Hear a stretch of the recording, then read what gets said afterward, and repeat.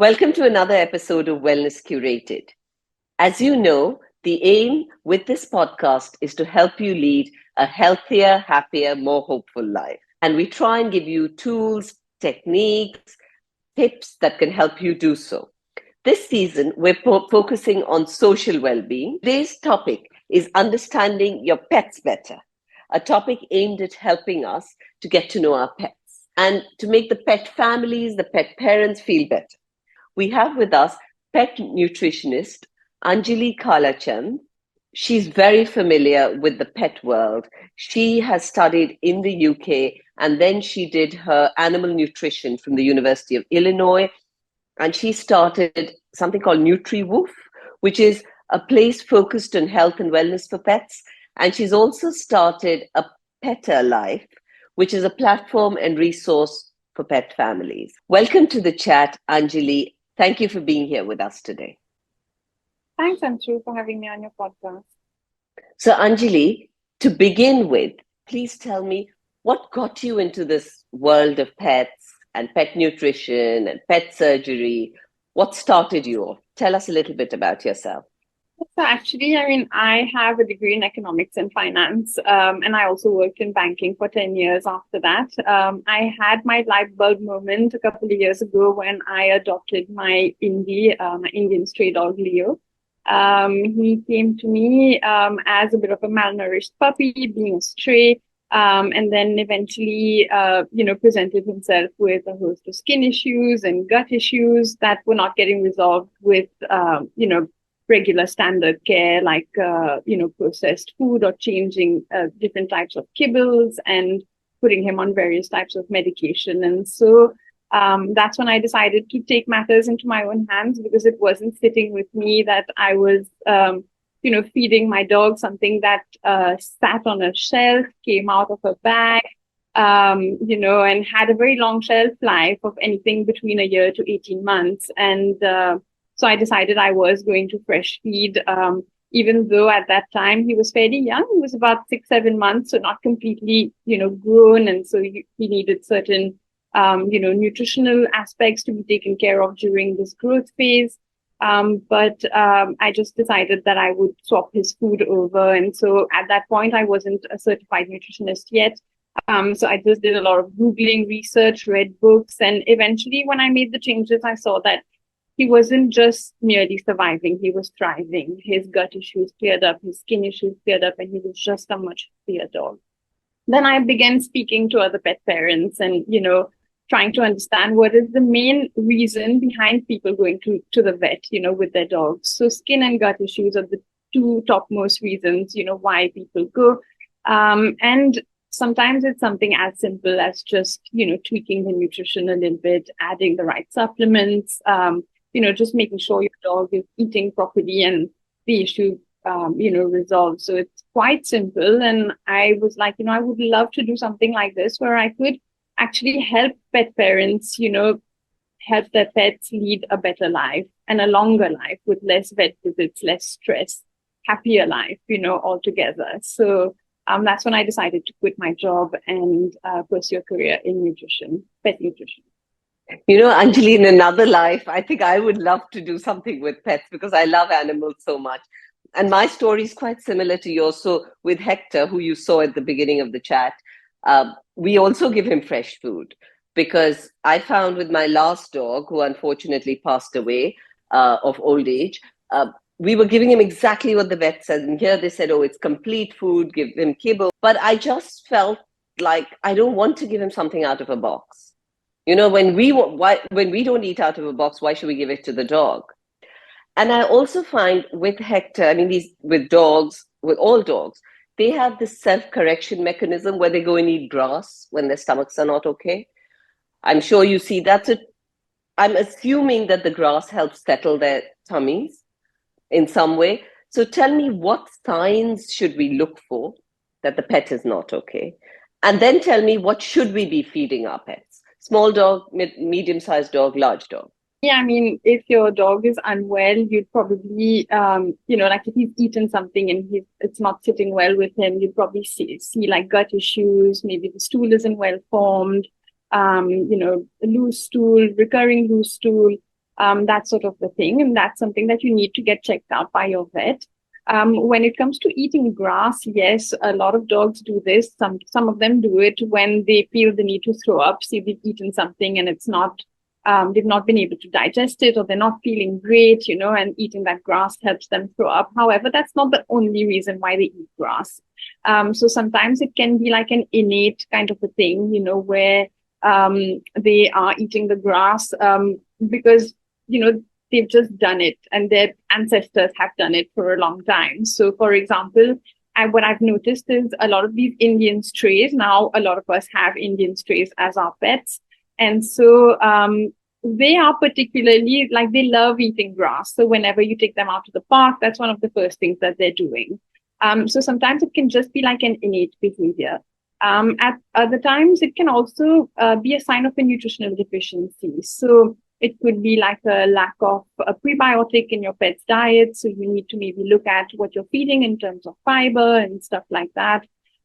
Sometimes it could also be a natural way for them to deworm themselves. So I don't know. I mean, if you're saying Hector eats grass, you must have seen this as well. Like where whenever they eat grass, it either comes out in their vomit or it will come out in their stool. And you will see the grass is undigested. It's still there. So essentially what it does is it goes through the gut and kind of cleans out any parasites that would be there. So that's one of the things that grass also does. I'm not saying it's a foolproof mechanism that you shouldn't deworm your dog because they're eating grass. Always get a stool test, check for worms. And if you feel you need, a medical dewormer, then do use it with the guidance of your vet, obviously. But that could be, some of the reasons why they eat grass. Tell me about their food. What should we be feeding them? So generally, like a species appropriate diet is what we call it, right? So if you look at dogs, they are essentially like, they're what you call, they self-select to be carnivores. Okay, so say if you put in front of your dog a plate of salad and a steak, they would definitely gravitate towards the steak, right? So we need to feed them what their bodies need. And essentially, their digestive tract is very different from ours. It is much shorter. It doesn't have the ability to ferment vegetable matter, how ours does, or how a ruminant animal, for example, like is, having a lot of grass because they have the ability to ferment that vegetable matter. Our dogs don't have the ability to digest so much vegetable matter. They do need a certain amount of plant matter in their food. However, it kind of depends from dog to dog, but the ratio is generally between 10 to 15% of the diet maximum, not more than that, unless there is some sort of a health issue.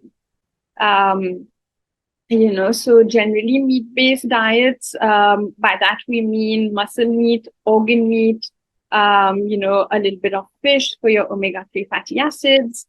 Yeah, so in a nutshell, meat is important for them. In India, there are a lot of people who are vegetarians and who think it's okay to feed their dog, vegetarian diets. But in the long run, it leads to a lot of issues. It leads to shortening the dog's life. It leads to cardiovascular issues, joint issues. Anyway, our pets' lives are so short, right? So we want to feed them optimally to be able to increase the amount of time we're spending with them, not the other way around. So I find it quite sad when people, impose their beliefs on their dogs. Our dogs are a different species, and that needs to be understood. So you're saying 15% plant-based food and 85% animal-based food for the dog. Approximately, that's the combination. And in terms of grains or rice, how much of what percent? Yes, so I don't normally recommend, grains or rice in the diet unless there is like a health issue where we need to restrict the amount of protein that the dog is having. Then I need to make up the calories from another source. Or if, say, the dog is not able to digest a high protein diet, it's only at that point that they actually need, that we use grains. But otherwise, they don't really have any functional benefit as such. And would you add omega-3, prebiotic, probiotic to the diet? So, I prefer using everything from its natural source. So, For example, if you're talking about a prebiotic, they can get that from the plant matter in their food, right? From the vegetables and things like that that you're adding, or fruit and things like that. And if we're talking about probiotics, then I like fermented vegetables because those are like a natural source of probiotics for our dogs. I also like yogurt, so those are two like natural probiotics that I definitely recommend adding. Yeah, and omega 3s are super important. I love omega 3s.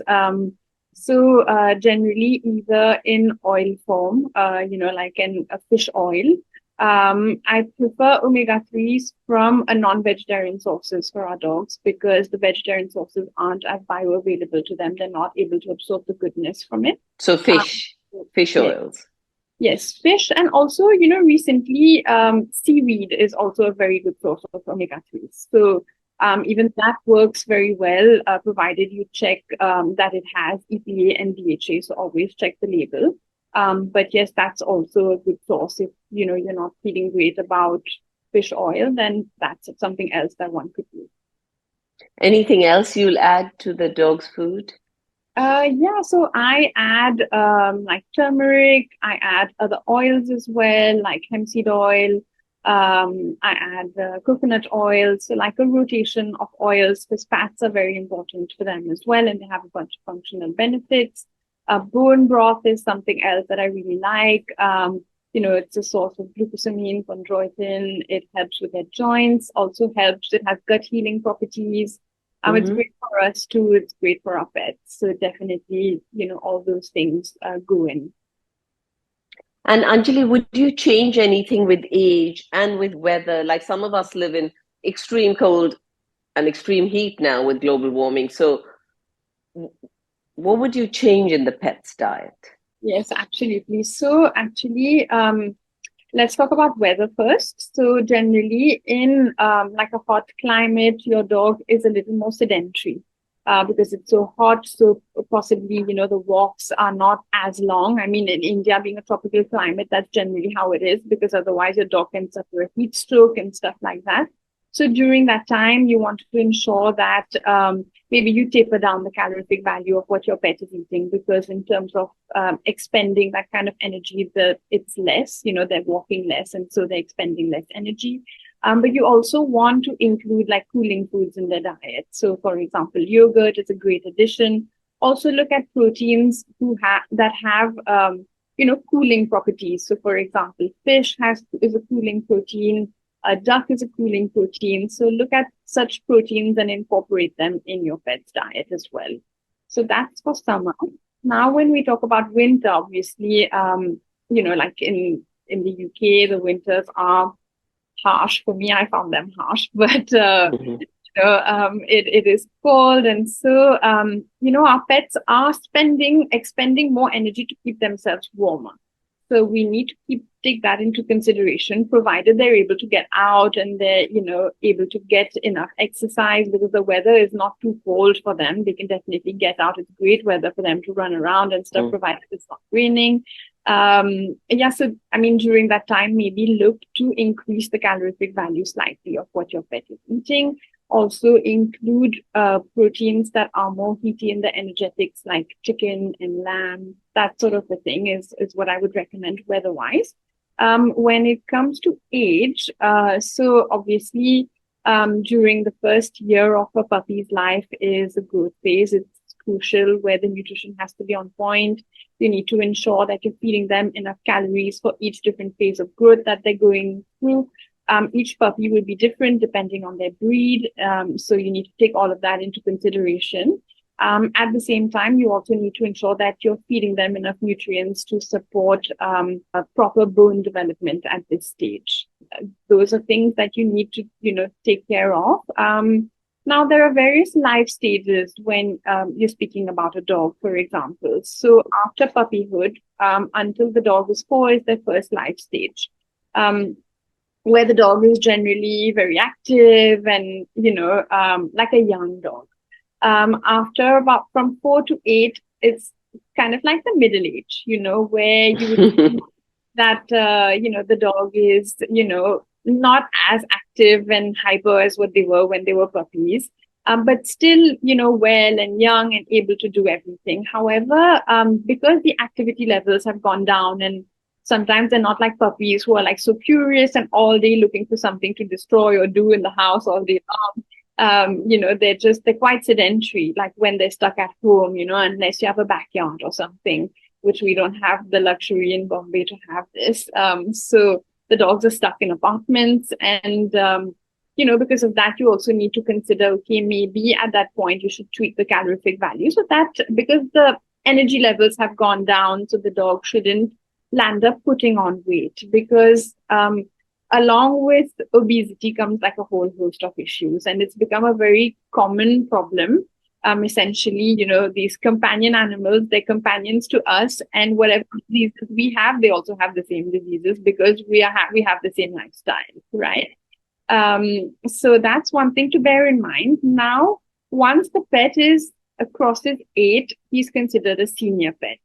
So that's when you maybe need to add some supplements to ensure that you maybe slow down the aging process if you can a little bit. Add antioxidants to the diet. Support their joints. Maybe glucosamine chondroitin if you want to start a supplement. And then also look at, like keeping them engaged all the time, because, cognitive decline also does happen in senior pets. These are just some things to look at. Thank you, Anjali. I mean, you rightly said that, they're companion animals. So what we tend to do, a lot of us, is we humanize our pets. We forget that there's boundaries. And the one thing I find a lot of people doing, which drives me crazy, is people start thinking that the pet can eat what they can eat. So they start giving the pet food that they're eating. And I know that foods like avocado and chocolate are very, very bad for the pet. So what do you think are some of the foods that they should completely stay away from giving it to their pet? And also, are there any pet superfoods, like we have superfoods? Yeah, so actually, avocado is not bad for your pet. It's the avocado seed. So, any fruit that has a seed, the seed is actually toxic. So if you want to give your pet avocado, you can give your pet avocado. It's filled with good fats. However, very small quantities, and not the flesh that has touched the seed really. Okay. So that you can definitely do. Chocolate is definitely a big no-no. Alcohol is the other one. Sugar, wheat, onions. There's a whole list of things that are toxic for them. Grapes, so definitely don't add these things to your pet's diet. And I mean, one of the common mistakes that we make is, because we are spending so much time with our companion animals while we're at the dinner table and stuff like that, they, hover around and give us like these, puppy dog eyes that we can't resist.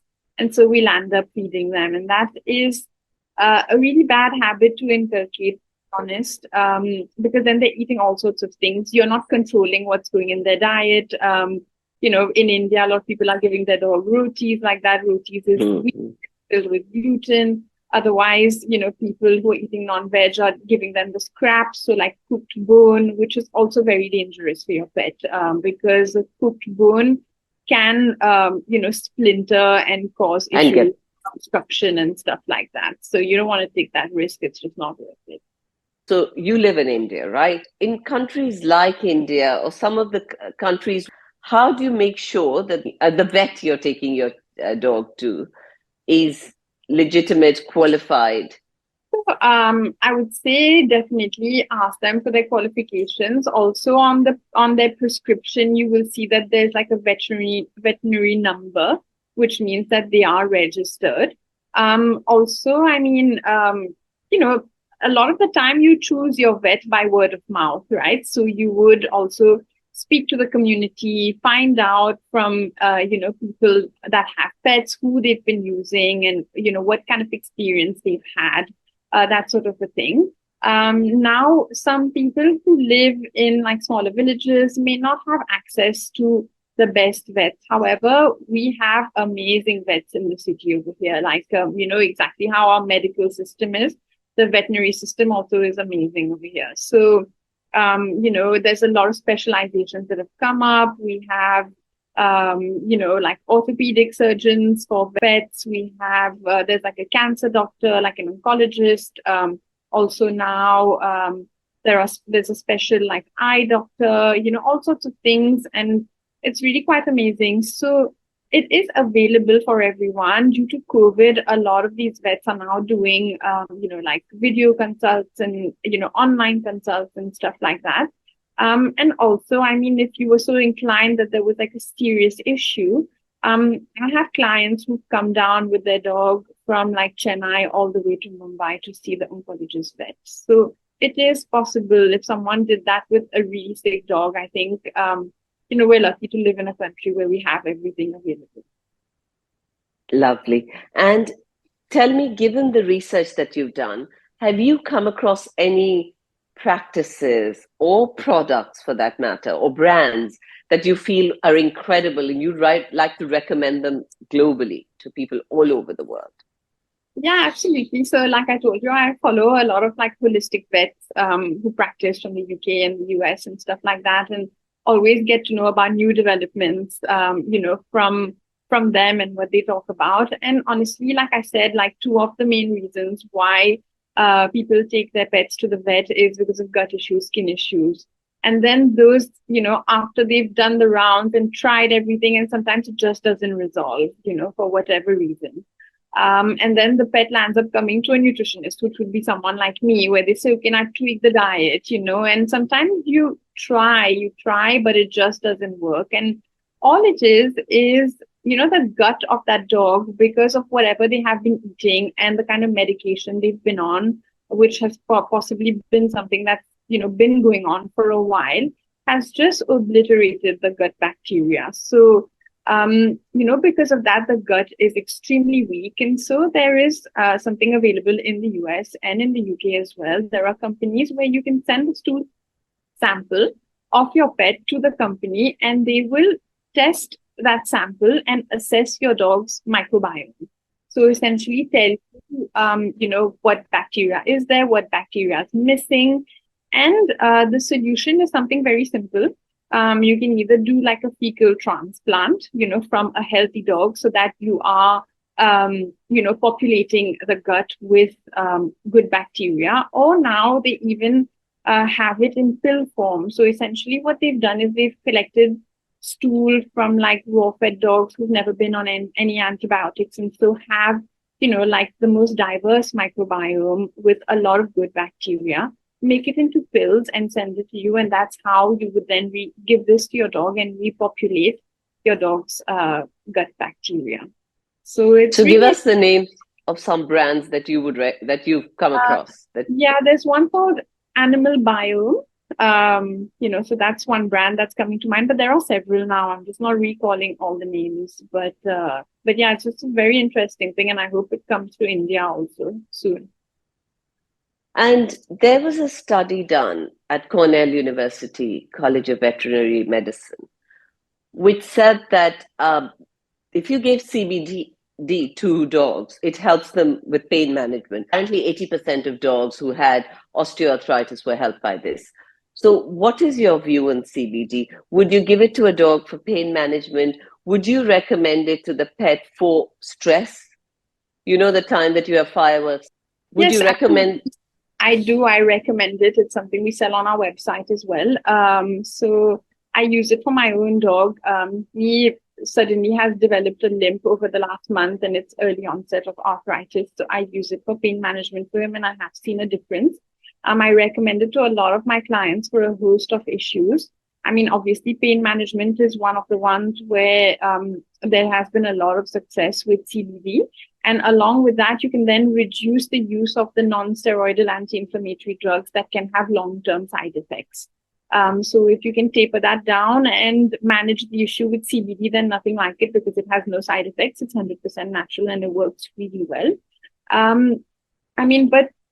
Like anxiety is also the other thing that it works nicely for. However, not always. Sometimes in this Diwali and bonfire night situations is, like just really loud noise that goes on, and it can be really hard to manage. So what I recommend along with CBD is also maybe using like these earmuffs that you get for pets to block out the noise, play a little like some music, maybe use diffuse like a bit of lavender essential oil, just to help them calm down. Even chamomile works really well. So, in helping how chamomile tea helps us relax. Chamomile has the exact same effect on our pets. So, how we use it generally is you could just take 2 or 3, depending on the size of your dog, obviously, dried chamomile flowers, exactly how you get them for tea, and just kind of, mix it into your dog's food. So with your hand, just powder it, mix it into your dog's food, and do that for a week before Diwali or bonfire night, and you should hopefully see a little bit of a, calmer pet. Yes, but anxiety again is not the only thing. It works really well for cancer as well. So CBD for cancer, CBD for cognitive decline. So last year, a dog came to me with like a 17-year-old dog who was showing signs of canine dementia and was on, very heavy meds for it. And so the pet parent wanted to taper down the meds because of the side effects, the long-term effects on the kidneys and stuff like that. And we slowly managed to reduce the dose by including and increasing the CBD dosage. So it's quite an amazing thing, honestly. I would recommend it highly. I give Hector a lot of homeopathy. I find it works beautifully with dogs. Yeah. The other thing, Anjali, before you go, I wanted to ask you, what got you to launch A Pet Alive? Was it just nutrition? Were there other issues that you saw that you wanted to deal with? And is A Pet Alive a platform just for India, or is it a global platform? It's just an Indian platform right now. So, I started Nutriwoof in 2000 and A Pet Alive like a year later. So essentially, Nutriwoof is just nutrition focused, where we do nutrition services, fresh food for dogs and cats, and preservative-free treats. A Pet Alive has everything for pets. So everything that you need for pets, be it accessories, be it bedding, be it treats, be it food. So essentially, what we kind of noticed is that now the pet market is something that is booming, even in India, right? So many people have got pets and there are pet products galore everywhere. However, when you go into a pet shop, or even if you're looking online, you're not able to kind of decipher which products are good quality. What do you actually need for your pet? So Pet Alive was started with the idea to kind of help with guided purchases. So if you look at the website, you see it's not just a shop. We also have like a whole information section. There's a section on breeds, a section on ailments. So, essentially we did a lot of research and put that up. So say, for example, you have a Cavalier Charles, right? Yes. So say if you went on the website and you had a look at Cavalier Charles, you'd see, it'll tell you about some character traits, the average, weight that your dog should be at, and then it also gives you like breed predispositions. So Cavalier Charles are very well known for cardiac issues. Yes. You want to ensure that right from the get-go, your dog is on a proper diet where there is enough taurine in the diet to help prevent the onset of any cardiac issues, for example. So that is all provided over there where, then we would maybe recommend, certain products, for that particular issue. So it just makes purchasing a little easier and less overwhelming in the sense that it's breed specific, it's ailment specific. If your dog has an ailment, you can go there, read about it, and then see what natural solutions we're providing for it. So that's sort of the thing. And essentially, like, we wanted it to be like top-notch quality and holistic. So even when we all the brands are not my own brand, it's stuff we source from other providers, but we ensure that it's stuff that we would use for our own dogs. So for example, there was like a whole issue in the US where there was a certain brand of tennis balls that was causing mouth cancer, because some dogs just hold the ball in their mouth time, and because of whatever toxic material it was made out of. So we ensure that, the products that we have are good quality. They're not going to cause such issues, So there's like stuff that's tried and tested by us only is on the website. Now a whole fresh food section. We also have a section for freshly baked cakes, because we want to spoil our dogs as well. We talked about humanization. However, the ingredients are all species appropriate, so we don't use anything that is actually harmful. Like there's no gluten, there's no butter, there's no cream. For example, we make the icing out of potato, things like that. So yeah. Lovely. That's lovely. You do what we do at Wellness Curated. We curate things for human beings. You could curate things for pets, I guess. So, Anjali, at the end of every chat, we do a rapid fire round just to summarize the chat. So, biggest mistake people make regarding their pet's diet? So one mistake I would say is, just feeding your pet only processed food. Some people don't have a choice. Their lifestyle is such, or their budget is such, that they can't afford to feed, an expensive meat-based diet. And that's totally okay. But always supplement your pet's diet with fresh food that is species appropriate. So with species appropriate vegetables, with species appropriate meats whenever you can. Please do that, because it helps enhance the bowl, and in the long run will definitely help give your pet better health. Thank you. And one superfood every pet family should consider including in their pet's diet? So I would say an omega-3 fatty acid. So like either a fish oil supplement or a seaweed supplement, or even looking at including a small amount of like sardines and anchovies in their bowls every day. Lovely. And an item that every pet owner must possess for quick healthcare for their pets? Quick healthcare. So maybe bone broth, because, if you have a pet with digestive upset and stuff like that, you don't want to overwhelm the system. And bone broth is something that's light enough, that keeps them hydrated, that you can give while you're fasting your pet as well. Lovely. Thank you so much. That was such a wonderful chat. I'm sure we're going to help lots of pet owners with that. Amazing. Thank you so much for having me. Thank you so much for taking the time to be here with us today. I hope you learned something new. I hope we brought you a little closer to leading a healthier, happier, more hopeful life, both for you and for your pet. If you enjoyed this, please do press the subscribe button. The more subscriptions we have, the more speakers we can get you and continue to provide you the service for free. And also, please encourage people to like our show. I'd also love to hear from you, so please send me an email with any questions that you have or topic suggestions. My email address is anshu@wellnesscurated.life. Thank you for being here today, and see you next week.